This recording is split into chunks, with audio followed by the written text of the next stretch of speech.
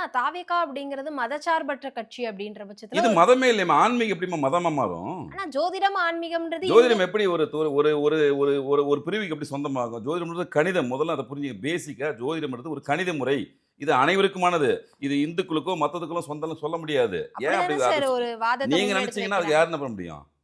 அப்படி நீங்க பெரியார் இப்ப வந்து பேச்சுக்கு சொல்ல வரேன். இப்ப அவர் முதல்ல எங்க போய் பெரியார் திடல்ல போயிட்டு போய் மரியாதை செலுத்திட்டு ம். வந்தாரா இல்லையா? ம். எல்லா தலைவர்களையும் பார்த்து வந்தாரா இல்லையா? அதுக்கு பேர் என்ன?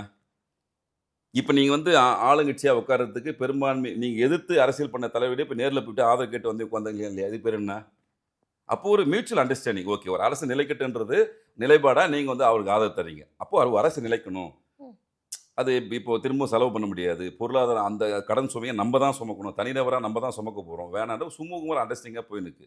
அப்போ ஒரு முதல்ல அவருக்கான ஆலோசனைய ஒரு ஜோதிடர் பெறுறதுல என்ன தப்பு? என்ன மிஸ்யூஸ் பண்ணிட்டு போறாங்க?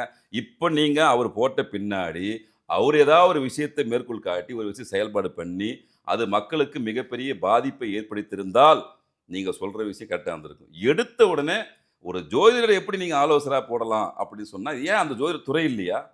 அது ஒரு துறை ஒரு டிபார்ட்மெண்ட் தானே அது. மணி, மந்திர, ஔஷதம் ஒரு துறை இருக்குல்ல. அது படிப்பு இருக்குல்ல. அப்ப எல்லாத்தையும் வச்சிருக்கீங்கல்ல. நீங்க இது எப்படி என்னால உண்மையிலேயே ஜீரணிச்சுக்க முடியல. ஆனா எல்லாருமே எடுத்து வைக்கிற பாயிண்ட் என்னவா இருக்குன்னா, நீங்க பெர்சனலா வச்சுக்கலாமே. எதுக்கு ஏன் அந்த ஆலோசனை உங்களுக்கு தேவைப்படாதா? நீங்க யாருமே அந்த அந்த ஆலோசனை ஆன்மீகத்த பயன்படுத்தவே இல்லையா? உங்களால மனசாட்சிய சொல்ல முடியுமா? இப்ப எதிர்ப்பு தெரிவிக்கிற அரசியல்வாதிகள் மனசாட்சியோட தொட்டு சொல்லுங்க. உங்களுக்கு ஆன்மீகத்த தொடர்பே இல்லையா? முற்றிலும் புறந்தள்ளிட்டீங்க ஆன்மீகத்த. ஆன்மீகம்ன்றது வாழ்வியலுங்க. அது ஒரு வாழ்வியல். யாருமே புறந்தள்ள முடியாது. என்னுடைய ஆன்மீகம், என்னுடைய நம்பிக்கை சார்ந்த விஷயம் அது.